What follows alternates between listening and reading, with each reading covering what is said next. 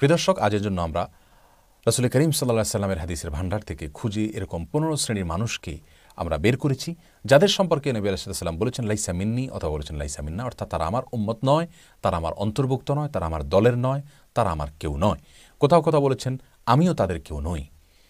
তবে এখানে বলে রাখি যে নবী সাল্লাল্লাহু আলাইহি সাল্লামের এই উক্তি, অর্থাৎ আমার কেউ নয় তারা অথবা আমি তাদের কেউ নই, এই কথা বলে তিনি তাদেরকে সব ক্ষেত্রে ইসলাম থেকে খারিজ হওয়া বোঝাননি।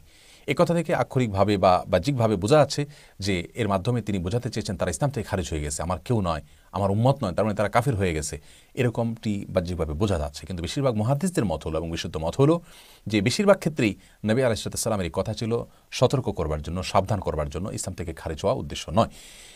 যে কাজের কারণে তিনি বলেছেন আমার উম্মত নয় বা আমার কেউ নয়, সে কাজটি যদি সাধারণ কবিরা গুনাহ হয় বা সাধারণ কোনো গুনাহ হয়, তাহলে সেক্ষেত্রে বুঝতে হবে যে এর মাধ্যমে তিনি ইসলাম থেকে খারিজ হওয়া বোঝাননি।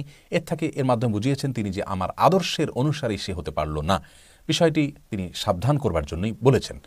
আর যদি সেই কাজটি কুফুরি হয়, ঈমান বিধ্বংসী হয়, তাহলে বুঝতে হবে লাইসা মিন্না বলতে উদ্দেশ্য হলো তাকে ইসলাম থেকে খারিজ হওয়ার বার্তা পৌঁছে দেওয়া। প্রিয় দর্শক, রাসূল করিম সাল্লাল্লাহু আলাইহি সাল্লামের এই জাতীয় কথার মতোই আমরা কিন্তু সমাজে অনেক সময় মা বাবারা সন্তানদের প্রতি কোনো কারণে অসন্তুষ্ট হলে বলে থাকি তুমি আমার কেউ নও, যাও, তোমাকে আমি চিনি না। এই টাইপের কথা বলে কিন্তু আমরা প্রকৃত অর্থ বোঝাতে চাই না, বরং এর মাধ্যমে আমরা বোঝাতে চাই রূপক অর্থে যে তোমার প্রতি আমার মনক্ষুণ্ণতা আছে, আমি তোমার প্রতি মনে কষ্টে আছি, আমি তোমার প্রতি অসন্তুষ্ট আছি, তুমি চরম খারাপ কাজ করেছ, এই বার্তাটা আমরা তাকে দিতে চাই। প্রিয় দর্শক, আর দেরি না করে আসলে আমরা জেনে নিই কোন সে হতভাগা মানুষদেরকে নবী সাল্লাল্লাহু আলাইহি সাল্লাম বলেছেন যে তারা আমার উম্মত নয়, তারা আমার দলভুক্ত নয়, তারা আমার কেউ নয়। এদের ভিতরে সর্বপ্রথম যে ব্যক্তির কথা বলবো তার কথা বর্ণিত হয়েছে বুখারীতে এবং নাসাঈতে এবং বিভিন্ন হাদিসের কিতাবে।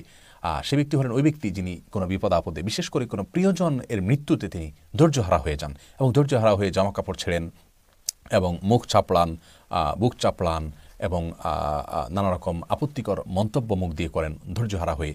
এই টাইপের মানুষগুলো সম্পর্কে নবী আলাইহিস সালাম বলেছেন এরকম কথা। আসুন জেনে নেই হাদিসটি। আব্দুল্লাহ ইবনে মাসউদ রাদিয়াল্লাহু আনহু বর্ণনা করেছেন যে রাসূল আকরাম সাল্লাল্লাহু আলাইহি ওয়াসাল্লাম ইরশাদ করেছেন, বুখারীতে আসছে, লাইসা মিন্না মান লাতামাল খুদুদা ওয়া শাক্কাল জুয়ুব ওয়া দা'a বিদাওয়াল জাহিলিয়া, অর্থাৎ যে ব্যক্তি নিজের গালে নিজে চপটাঘাত করে, অনেকে বুকে আঘাত করে, ওয়া শাক্কাল জুয়ুব জামার কলার ধরে টান দেয় অথবা বোতাম ছিঁড়ে ফেলে, ওয়া দা'a বিদাওয়াল জাহিলিয়া, এবং জাহিলি যুগের মানুষেরা বিপদ আপদ হলে, মানুষ মারা গেলে যেরকম আজে বাজে মন্তব্য করতে, এরকম আজে বাজে মন্তব্য করে, অনেকে মালাকুল মউতকে গালিগালাজ করে ইত্যাদি ইত্যাদি।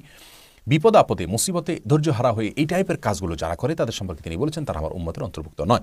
নাসাঈ বর্ণনায় আসে তিনি বলেছেন লাইসা মিন্না মান সালাকা ওয়া হালাকা ওয়া মান খারাকা, যে ব্যক্তি জোরে জোরে চিৎকার করে কান্নাকাটি করলো কোনো মানুষের মৃত্যুতে বা বিপদে, সাধারণভাবে কান্নাকাটি নিষিদ্ধ, কিন্তু চিৎকার করে করে কান্নাকাটি করা, চেঁচামেচি করা, ওয়া হালাকা, এবং যে ব্যক্তি মাথার চুল চেঁচে ফেললো, ওয়া মান খারাকা, যে ব্যক্তি জামা কাপড় ছেঁড়াছেড়ি করলো, এই ব্যক্তি আমার উম্মত হতে পারে না। এই হাদিসগুলো থেকে আমরা যে বার্তাটি পাচ্ছি তা হলো একজন মুমিন হিসেবে আমাদের সবর করা উচিত। বিপদ আপদে, কোনো প্রিয়জনের মৃত্যুতে, যে কোনো ধরনের সমস্যায় আল্লাহর ফায়সালার প্রতি সন্তুষ্ট হয়ে সেটাকে মেনে নেওয়া উচিত এবং সবর করা উচিত। সবর করলে, আল্লাহর ফায়সালা মেনে নিলে মানসিক প্রশান্তি তাৎক্ষণিকভাবে আমরা লাভ করতে পারবো। আর যদি অস্থিরতা প্রকাশ করি, ভাঙচুর করি এবং ছেঁড়াফাটা করি, তাহলে সেক্ষেত্রে পেরেশানি কিন্তু আরও বাড়বে, মোটেও কমবে না। আর ইমানের দাবি হলো সবর করা, তাকওয়ার দাবি হলো সবর করা, আল্লাহর ফায়সালাকে মেনে নেওয়া। আল্লাহ তাআলা আমাদের সবাইকে সেরকম সবর করার তৌফিক দান করুন। তাহলে এক নম্বর ব্যক্তির আমরা পেয়ে গেলাম, ধৈর্য হারা হয়ে বিপদে যে ব্যক্তি এই ছেঁড়াফাটা করে, ভাঙচুর করে, এবং এটা আমাদের স্বাভাবিক জীবনযাপনের ক্ষেত্রেও হয়, স্বামী স্ত্রীর প্রতি বা অন্য কারোর প্রতি আমাদের পারস্পরিক কোনো কারণে ভুল বোঝাবুঝি তৈরি হলে আমরা ভাঙচুর করি, এটাও কিন্তু এই টাইপেরই কাজ। দ্বিতীয়ত, যে ব্যক্তি সম্পর্কে নবী সাল্লাল্লাহু আলাইহি ওয়াসাল্লাম বলেছেন সে আমার উম্মত নয় বা সে আমার কেউ নয়, সে ব্যক্তি হলেন ওই ব্যক্তি যে ব্যক্তি বেশি ভালো সাজতে গিয়ে বা বেশি ভালো হতে গিয়ে, আল্লাহর ইবাদত করতে গিয়ে বিবাহ শাদী সংসার থেকে বিরাগী হয়ে থাকতে, সংসার বৈরাগী হয়ে থাকতে চায়। এই বৈরাগ্যতার ইসলামে কোনো অবকাশ নাই। লা রহবানিয়াতা ফিল ইসলাম, হাদিসে আসছে ইসলামে কোনো বৈরাগ্যতার কোনো অবকাশ নাই। বুখারী বর্ণনায় আসছে তিন ব্যক্তি রাসূল আকরাম সাল্লাল্লাহু আলাইহি ওয়াসাল্লামের বাসায় একবার গেলেন, যে তারা রাসূলের পরিবারের কাছে জানতে চাইলেন যে তিনি কীভাবে ইবাদতবন্দি করেন। তার ইবাদতের বিবরণ শুনে তাদের কাছে মনে হলো যে অনেক অল্প। তারা মনে করেছেন রাসূল সাল্লাল্লাহু আলাইহি ওয়াসাল্লাম কত জানি ইবাদতবন্দি করেন আল্লাহ তাআলার। তখন তারা বলাবলি করলেন যে আসলে তিনি তো রাসূল, এই জন্য হয়তো তাঁর এত বেশি করতে হয় না, আমরা তো সাধারণ মানুষ। এই জন্য একজন বললেন তাদের মধ্যে থেকে যে আমি সারা রাত দাঁড়িয়ে নামাজ পড়বো, কখনো রাত্রে ঘুমাবো না। আরেকজন বললেন আমি সারাদিন রোজা রাখবো, কখনো আমি দিনের বেলা পানাহার করবো না। আরেকজন বললেন আমি কখনো বিবাহ শাদী করবো না এবং পুরা জীবন আল্লাহর ইবাদতে কাটিয়ে দিব। এই যে বৈরাগ্যতা অবলম্বন করবার তাদের ইচ্ছা পোষণ তারা করেছেন ভালো উদ্দেশ্যে, নবী আলাইহিস সালাম সেটা শুনতে পেয়ে তাদেরকে বললেন, তোমরাই কি কথা বলেছিলে? ভালো করে শুনে রাখো, আমি তোমাদের মধ্যে আল্লাহকে সবচেয়ে বেশি ভয় করি, আমার মধ্যে তাকওয়া তোমাদের চাইতে অনেক বেশি। তারপরেও কিন্তু আমি বিবাহ শাদী করি, ঘর সংসার করি, আমি রোজা রাখি, আবার রোজা রাখি না, আমি রাত্রে কিছু অংশ তাহাজ্জুদ পড়ি, কিছু অংশ ঘুমাই, একেবারে সংসার বিরাগী হয়ে থাকা, এই চরিত্র আমার নয়। এটা আমার আদর্শ হলো যে দুনিয়ার ভেতরে থেকে আখিরাতকে করে চলে যাওয়া। অতএব আমার এই আদর্শ থেকে যে বিচ্যুত হবে, ফামান রাগিবা আন সুন্নতি ফালাইসা মিন্নি, যে আমার আদর্শ থেকে বিচ্যুত হবে সে আমার উম্মত হতে পারে না। অন্য হাদিসে আসছে তিনি বলেছেন, আর নিকাহ মিন সুন্নতি ফামান লাম ইয়ামাল বিসুন্নতি ফালাইসা মিন্নি, বিবাহ আমার সুন্নাহ। অতএব যে ব্যক্তি বিবাহ করবে না, সংসার ত্যাগী হয়ে থাকবে, সে আমার উম্মতের অন্তর্ভুক্ত নয়। প্রিয় দর্শক, আমাদের সমাজে অনেক তথাকথিত পীর ফকির আছে, অনেক বয়াতি আছে, বাউল আছে, এদেরকে দেখবেন এলোমেলো চুল, অপরিচ্ছন্ন, গোসল করছে না, তাদের বিয়ে শাদী তারা করেন না, সংসার করেন না, সাদা কাপড় চোপড় পরেন, সেলাইও করেন না, মানে এমনভাবে চলেন যে তারা এই পৃথিবীর কোনো কিছুর সাথে তাদের কোনো সম্পর্ক নাই। এরা সমাজের বোঝা, দেশের বোঝা।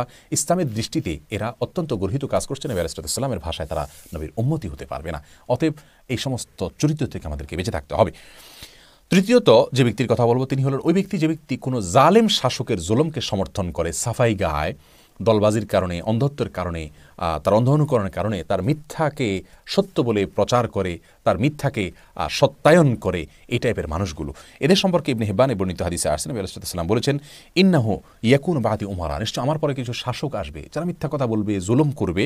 ফামান দাখালা আলাইহিম ফাসাদ্দাকাহুম বিকিজবিহিম, এদের মধ্যে কিছু লোক আসবে যারা তাদের এই সমস্ত শাসকদের মোসাহিবি করবে, এদের তেলায়ন করবে, ওয়েলিং করবে, এদের সাফাই গেয়ে বেড়াবে এবং তাদের মিথ্যা কথাকে সত্যায়ন করবে, বিশ্বাস করানোর চেষ্টা করবে জনগণকে, সাধারণ মানুষকে এবং প্রজাদেরকে। আনাহুম আলা জুলমিহিম, এবং তাদের জুলুম, অবিচার, অত্যাচার এর ক্ষেত্রে তাদেরকে সহায়তা করবে। এরকম কিছু মানুষ থাকবে মোসাহিব কিসিমের।